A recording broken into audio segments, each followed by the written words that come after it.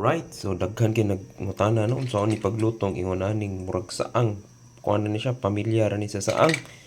So atong buhaton kani siya saang ni siya unya andam taglamas, sibuyas, dahonan, kamatis. Atong buhaton bukal ta og tubig ini. Naay luy-a ug asin. So first thing is limpyuhan nato ni, gilimpyuhan nato ni tubig, pagasan lang. Nya usahay na siya lumot, so brushan na siya. Pero karon sa ato ang kani, ato na ning gipagasag tubig. So mo ni atong una ilunod.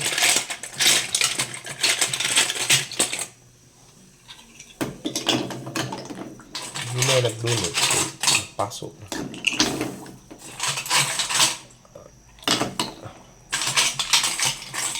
Ana.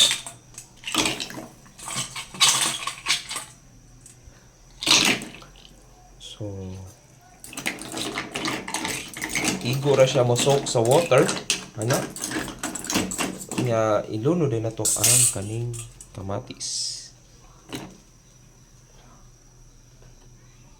Nya pabukalon sa nato before nato timplahan.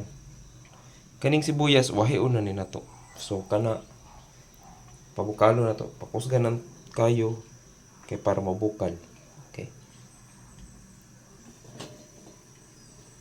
Ato lang ginitan. So ito lang kuhag asin gamay. Kana sakto na pang timplar ba. Okay.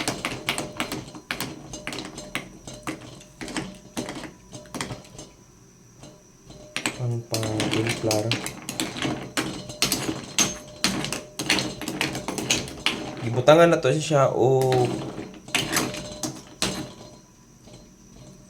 ginger or kuan luya kay para mawa ang kabaho.